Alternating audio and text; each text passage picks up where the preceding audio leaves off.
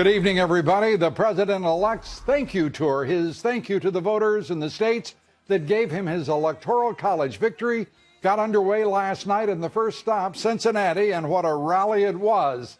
The enthusiasm of the Trump supporters matching that of any revival meeting in the country. And like his audience, Mr. Trump had great fun.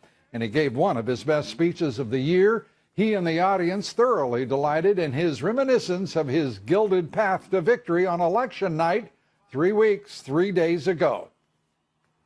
And we won it big. But then the people back there, the extremely dishonest press, said, right? How about when a major anchor who hosted a debate started crying when she realized that we won? Tears. No, tell me this isn't true. And you know what she doesn't understand? Things are going to be much better now. She doesn't understand. And today, our irrepressible president-elect was back at it. Another full day of marathon meetings at Trump Tower with potential contenders for some of the highest offices in government. And the president-elect told Fox News that he's only days now from announcing the rest of his administration. We're going to pick our Secretary of State. We have some other announcements coming up literally very soon. And people are loving our choices so far. We're going to have an amazing cabinet. No more announcements this week, you've said. What about next week? When can we they'll start next week, big league. We already have some that we have, but they'll be starting next week, big league. We have some tremendous people that are coming on. You know, we're getting credit for having one of the great cabinets ever picked. These are people of great distinction, great success, which is what you need. You know, you're negotiating with people. You can't have people that didn't know how to get there. Mm-hmm. And we have tremendous people joining the cabinet and beyond the cabinet. So you'll be seeing almost all of them next week. Well, our president-elect enthused, and we'll take up all of that with our guests here tonight. Among my guests, one of those who is tremendous and in the hunt for an important job at state, Ambassador John Bolton, meeting with Mr. Trump. He joins me here in just moments to talk about it all. Also with me, the Weekly Standard's Fred Barnes, American Conservative Union Chairman Matt Slapp, and Republican pollster Lee Carter. A lot to discuss tonight, including Democrats still snarly, weeping, and licking their wounds following their embarrassing loss to Donald Trump last month. During an election forum at Harvard's Institute of Politics last night, Clinton Communications Director Jen Palmieri engaged in some stunning gutter politics. She actually accused Trump campaign manager Kellyanne Conway of catering to white supremacists during the election. If providing a platform for white supremacists makes me a brilliant tactician, I am glad to have lost. And one of Hillary, give me a minute, David. I am more proud of Hillary Clinton's all right speech than any other moment on the campaign, because she had the courage to stand up. I would rather lose than win the way you guys did. No, you wouldn't. Yes. No, you wouldn't. Yes. Yes. That's very clear today. No, you wouldn't, respectfully. Rather, I'm sorry, how exactly did we win? No, go for it, Jen. How exactly did we win? I'd like to know, because I've sacrificed the last 4 months of my life to do it. Excuse me. And we did it. They did it. And the other side wonders why they lost. My God, the tone. Our top story tonight, the president-elect breaking with tradition today, speaking with the president of Taiwan. The telephone call, the first time an American president has talked with Taiwan's leadership in more than 30 years, and it is sure to infuriate Beijing. The Trump transition team released this statement about it all. During the discussion, they noted the close economic, political, and security ties that exist between Taiwan and the United States.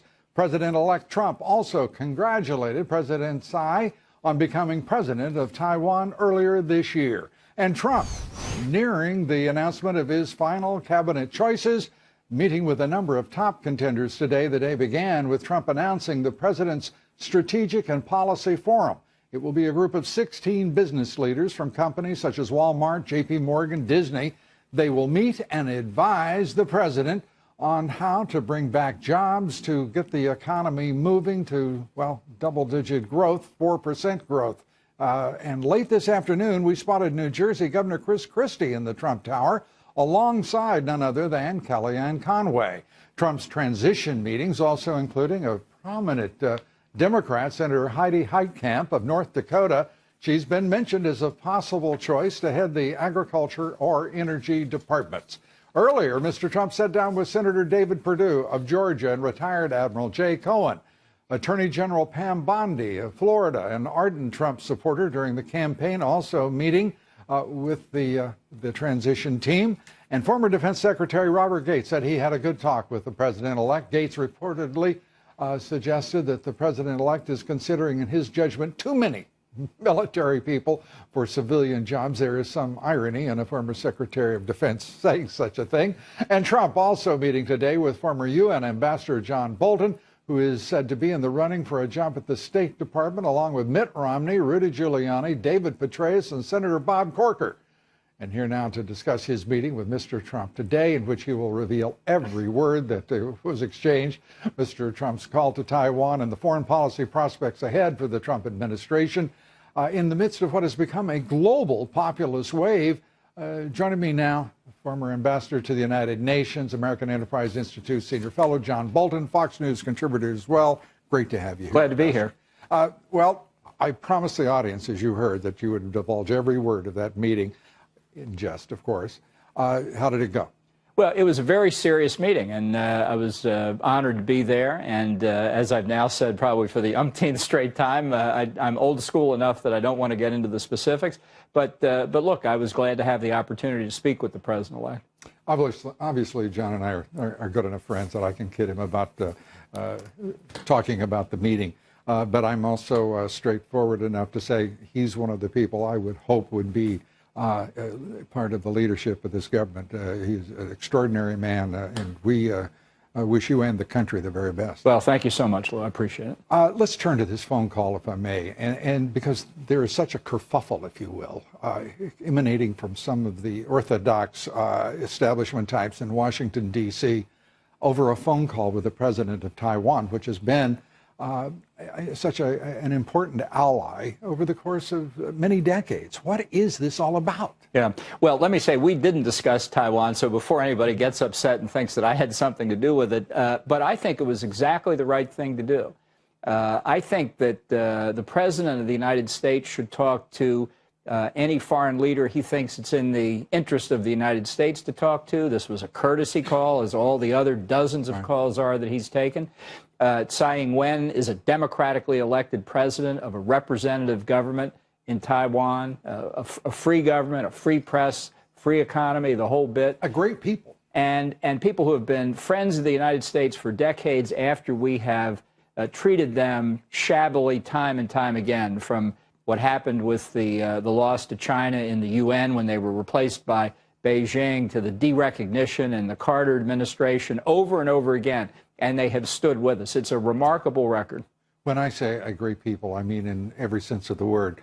Industrious, inventive, extraordinary, some of the greatest work ethics, a great people who deserve, as you suggest, as you say, far better from their most important and able ally. It is, to me, I will tell you, I'm heartened to see the president step forward and speak to whom he pleases. Yeah, and let's be clear. This is a phone conversation. You know, this doesn't necessarily mean anything in terms of policy changes. No treaties or maps are redrawn? I would certainly welcome some policy changes. But if you are in a place where you can't even talk to the leader of Taiwan, who put us in that place? What is it about the United States and its president that we feel inhibited in talking to somebody? I just want to have it explained why it's so upsetting to Beijing that we acknowledge this political and geographic reality off their coast. And I want to turn to Jim Mad Dog Mattis. There is something about having a general whose nickname is Mad Dog at the top of the Defense Department that I cheer instantly. Once one knows who he is, you cheer all the more. Your thoughts on him? Look, one of the points that Donald Trump made emphatically during the campaign was the need to rebuild America's defenses. We are strained in terms of manpower. We're way behind in procurement of weapon systems. We're not doing nearly enough in cyber warfare. We need to get up the national missile defense system that Obama has essentially destroyed. You need a leader at the Defense Department who can carry that burden to rebuild the military.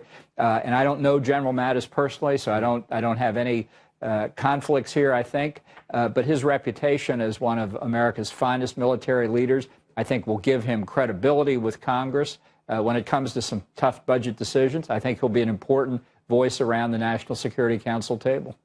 Yeah, and I think one of the finest generals, here's Jack Keane, gives Mattis high marks as well, and I'm one of those, the friend of a friend, a general of a general. You know, these are remarkable men, and indeed, I think we're very fortunate as a country to have them, and certainly the administration coming in to have a choice of all of you, I think is wonderful.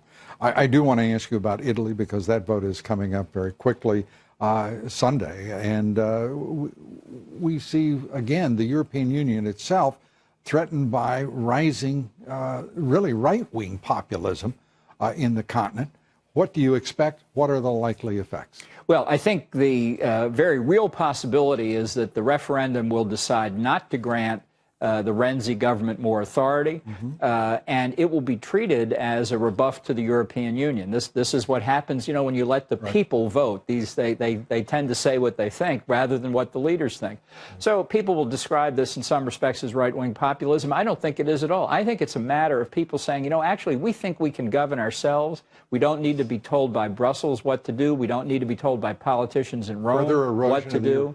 And I think it will cause further erosion. I think this European Union experiment is entering into very grave territory here. They have tried to push too far, too fast, without popular support. Ultimately, it won't work. And surprisingly, I think it can be fairly argued, whether you describe it as right-wing populism or simply rebellion against elites straightforwardly.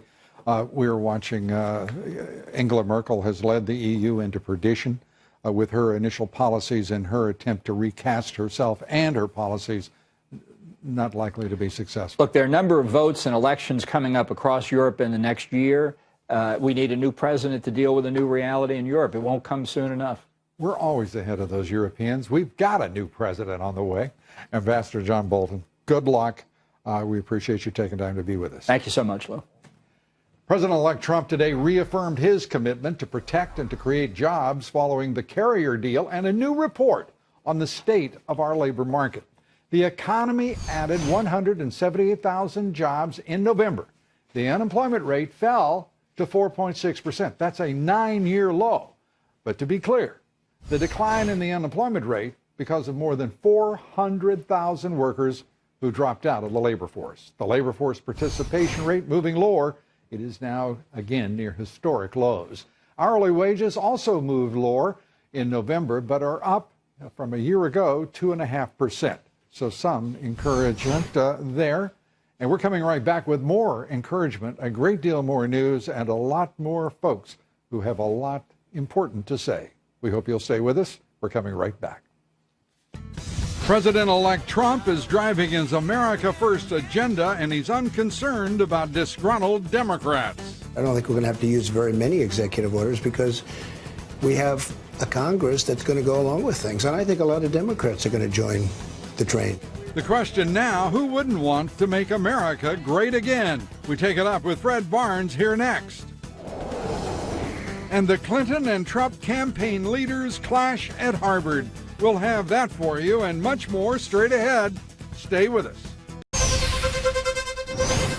Donald Trump's senior advisor, Kellyanne Conway, engaging in a heated exchange with Clinton Communication Director Jennifer Palmieri last night. Conway made it very clear why Clinton's campaign failed to resonate with voters.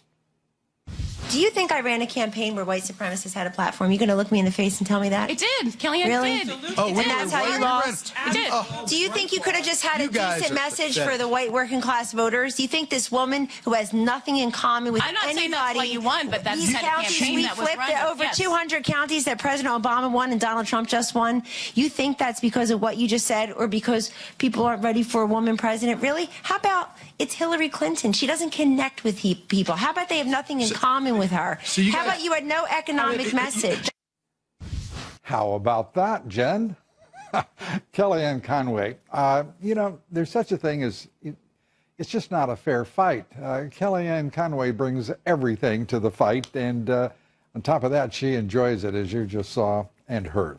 Joining me now, executive editor of the Weekly Standard, Fox News contributor, Fred Barnes. Fred, great to have you here. Thanks. I mean, Paul, what is your takeaway from that exchange? Well, I have two of them. One is, I sure wouldn't want to get in an argument with Kellyanne Conway. I know her. I've seen her do this many times. I've never seen her lose an argument, that's for sure. Right. But secondly, you know, was what Jennifer Palmieri was saying, and lots of Democrats and the Clinton people and so on, they cannot handle this defeat. It was a sweeping defeat at the top with Trump and then all over the states, and they cannot accept it. They cannot even handle it. And so what they're doing is, their response is not saying, well, you know, we really have to study this. We're going to get our Democratic Party together, and so we're going to be ready in 2018 with a better campaign. Yeah. No. They are making a lot of demands and accusations about Trump and other Republicans. Oh, it's pitiful. I mean, the entire left of this country is pathetic. They're going to carry on a perpetual battle and campaign against not only the Trump administration and presidency, but the entire against America. I mean, it just they will not be satisfied until this is no longer a constitutional republic. And I say very simply to them, the hell with you. If you want a battle, you've got a battle. And, you know, I will tell you the truth. In Kellyanne Conway and the rest of the administration, they have obviously chosen off far more than they can successfully at least contend with. Yeah, absolutely. But these Democrats and the Clinton people, they think some cosmic injustice has happened. I just don't care how they feel, honestly, Fred. I don't care how the little darlings feel. I don't give a damn what they think. They have had 8 years, and what they have done is just simply weaken, to bleed this country, and to denigrate it, and to, you know, it's just awful what they've done, and it's going to take a lot of hard creative work to even restore this country to where it was 10 years ago. Indeed. And let's turn to the administration. I mean, it's an impressive list of people that that Donald Trump is gathering. The president-elect right now has billionaires, as he pointed out in his speech. And by the way, I love the fact that he had such a great time last night in Cincinnati with that thank you tour first stop. But he's surrounding himself with the people he said he would, winners, and it's impressive. It is impressive, and it's not what the media and Democrats and others expected. They thought he was going to be a bunch of cronies that he picked. It hadn't been that way at all. A lot of these are people he hasn't known, but what impresses me the most is he's gotten people who fit the job, highly qualified people who fit the job.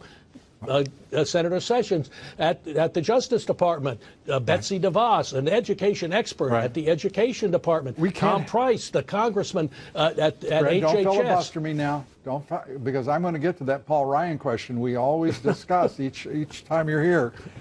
Ryan telling 60 Minutes that he didn't see this one coming, and that he and the president have patched it all up. And yesterday he wouldn't mention his name. Ryan would not mention the president's name. He would credit the vice president-elect, but not the president-elect. This is a man with a real problem, don't you think? No, I don't think so at all. Donald Trump doesn't seem to think so. I think they're getting along fine. They certainly disagreed before, but for Paul Ryan to say he didn't expect Donald Trump to win the presidency, I didn't either. I can name on my one hand the number of people I know. Fred. That isn't his offense. His offense is he continues to insult the president-elect. He continues to have a very difficult time even saying the words Donald Trump, president-elect. Lou, you don't need to be thin-skinned on Trump's behalf. I'm not thin-skinned at all. I'm not thin-skinned, but I'm also not blind, nor am I deaf. And if he's going to play the fool, I'm going to certainly point him out. They're allies now. They talk every day. Well, he's got to walk before to impress me. His talk. I mean, Ryan needs Trump. Trump needs Ryan. But Trump is the guy in charge. He's the president. I've talked to Ryan. I'd sure love to hear the speaker say that just once, because what we hear is just nonsense. Fred, with nonsense, we have to end. Fred. All right. Good to see you. Have a great weekend. Can't wait till our next installment on Paul Ryan right here. Same bat channel, as they say. Thanks so much, Fred Barnes. I'm up for it. You got it. Be sure to vote in our poll tonight. Which do you think is more unconventional? President-elect Trump, who fights for all, or a GOP speaker more aligned with a Democratic president? Which is unconventional to you? Cast your vote on Twitter at Lou Dobbs. And follow me on Twitter at Lou Dobbs. Like me on Facebook. Follow me on Instagram at Lou Dobbs Tonight. On Wall Street, stocks closed mixed. The Dow down 22 points. The S&P up a fraction. The NASDAQ up 5 points. Volume on the big board dropping off to 3.8 billion shares. For the week, the Dow up less than 1%. The S&P and NASDAQ both posted losses on the week. The Dow having quite a march. And a reminder to listen to my reports 3 times a day, coast to coast on the Salem Radio Network. Up next, Speaker Paul Ryan. Yes, I'm going to talk about Paul Ryan again. And he's speaking out about his relationship with the president-elect. You just heard Fred said that the president-elect and Paul Ryan have a splendid relationship. We'll examine that. And as the Drudge reported, quote, Paul Ryan takes walk of shame. Let's just look at the picture. I could have. That's the subject of my commentary. Stay with us. We'll be right back. A few thoughts now on a fellow who no one quite gets, no one quite understands, no one quite comprehends, including members of his own party. I'm referring to, of course, our Speaker of the House, Paul Ryan, who has disrespected, no, he's insulted our president-elect throughout this year, but who does so now without pretense or purpose? Paul Ryan can barely bring himself to utter Donald Trump's name, lest he sully his precious lips. Here is Paul Ryan in an upcoming interview with 60 Minutes. You will notice the speaker's discomfort, nay, internal conflict, twisting his guts when asked if he believed Trump would be nominated. Here he is. No, I didn't see this one coming.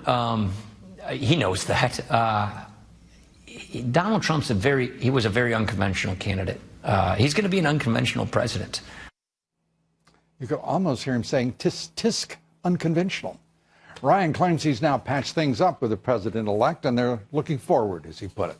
Yet, when speaking about Trump's deal to keep carrier jobs in Indiana just yesterday, the speaker appeared incapable of crediting the president-elect by title or by name, giving more credit to Governor Pence. Ryan is perpetually, it seems, puerile, and I think at some point will be broken of his nature. But Ryan's not the only one in Republican leadership struggling with a swamp we know will soon be drained. House Majority Leader Kevin McCarthy earlier this week saying the Freedom Caucus will essentially be less influential in the new Congress and will have a hard time pushing back against the establishment and the leadership. McCarthy, who is not exactly a boy genius, also added the Freedom Caucus made House Republicans weaker. No more mature or better counseled, obviously, than his speaker. Perhaps the majority leader missed what happened in the election just 3.5 weeks ago. The Republican House leadership is clearly out of step with the American people, who are sick and tired of the status quo, the policies, and the attitudes of the establishment, to which Ryan and McCarthy obviously and untiringly genuflect. President-elect Trump takes the oath of office in just 48 days. Your consideration is straightforward. Congress, represent the will of the people and respect the man they elected president. It's all a lot simpler than your House leadership seems to think. And our quotation of the evening, this one from a fellow by the name of Ted Turner, who had this expression mounted on a board on his desk. It read, lead, follow, or get the hell out of the way. I'm quoting from memory here, and I confess it may not have had the word hell in it, but I sincerely believe it should have if it didn't. We're coming right back. The president-elect says protecting Americans is his top priority, and he promises to stop radical Islamists. We will suspend immigration from regions where it cannot be safely processed. The Obama administration has been welcoming with open arms unvetted refugees from hotspots in the Middle East for years. John Hanna joins me next. We'll talk about Trump's efforts to make America safe again. It probably won't surprise you that the Obama administration has refused to answer direct questions from Congress on a secret refugee deal. Nearly 2,500 refugees from terrorist hotspots around the world may now be headed to the United States after rejected by Australia. The U.S. State Department says details on the agreement are classified and our Congress cannot know. Officials did confirm some of the countries of origin: Iran, Pakistan, Afghanistan, Somalia, Iraq, and Sudan. Another category of refugee was deemed, quote, stateless. Iran, Sudan, Syria, considered state sponsors of terrorism. President Obama doing everything in the power of the executive to bring in more refugees and then some. He's raised the quota to allow 110,000 refugees in the upcoming year, up from 85,000 the previous year. Each one of those refugees immediately allotted over $1,500 from the government once they land on American soil, $1.5 billion slated to go to the nonprofits and states for refugee processing, resettlement, and a 73% increase since the president took office. As we pointed out, this does not include costs associated with numerous government programs, including supplemental security income, temporary assistance for needy families, many other sources of welfare directed specifically and incentivizing these refugee resettlements. Joining me now is the Foundation for Defense of Democracy senior counselor and former Cheney National Security Advisor, John Hanna. John, good to have you with us. This is outrageous that the United States Senate, the United States Congress cannot get information about refugees being directed into this country and taxpayer dollars being used to both bring them and to resettle them here and sustain them.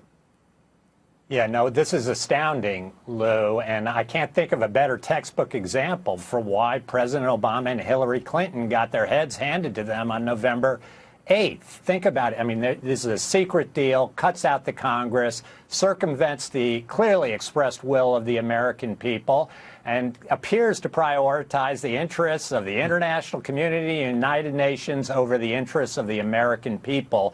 And this is exactly why it's Donald Trump and not Hillary Clinton that is going to be taking that oath of office on January 20th. The American people are fed up with this way of doing business. We are incentivizing local communities in this country.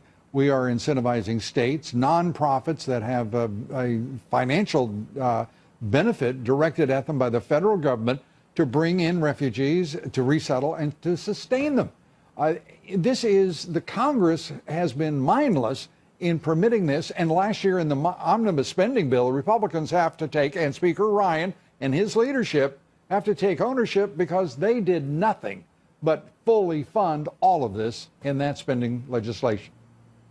Yeah, no, I think listen, President Trump on January 20th is going to end whatever Obama is doing here for sure. But before then, I think it's clearly within the writ of the Congress to pass a law that ensures not a single U.S. taxpayer dollar gets applied to this effort to bring these people in. The fact is that, and there's a greater danger here, Lou, and it is that this is a president, a lame duck president, in the twilight of his presidency, who's going to try and ram down a lot of things that simply advance a ideological agenda and really attempt to tie the hands of his successor. And I think it's going to fail, and the Congress ought to ensure it fails. And you're not reassured by the word of the White House that they would not try such a thing at these midnight opportunities? I'm kidding, John, of course. I don't think there are many Americans who follow events as closely as you do who would not be skeptical to the bone. Let's turn to one thing that did happen today that I think warrants your analysis, and that is this phone call between the president of Taiwan, President Tsai, and the president-elect, What do you make of it? Such a kerfuffle, if you will, over what seems something to be very both out of date and irrelevant. That is, no discussing things with Taiwan because we're fearful of the reaction of the People's Republic of China. Yeah, no, I'm sure this is something that not a single American who hasn't spent decades working at the State Department can understand the absurdity of the fact that the President of the United States cannot call the democratically elected leader of a law